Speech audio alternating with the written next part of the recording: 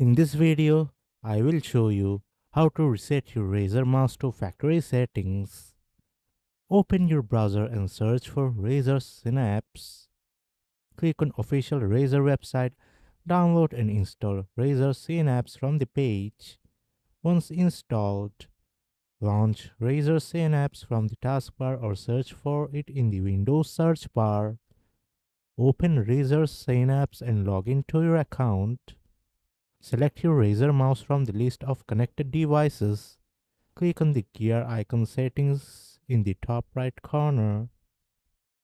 Locate the reset option and click on it. Confirm the reset to restore your mouse to factory settings.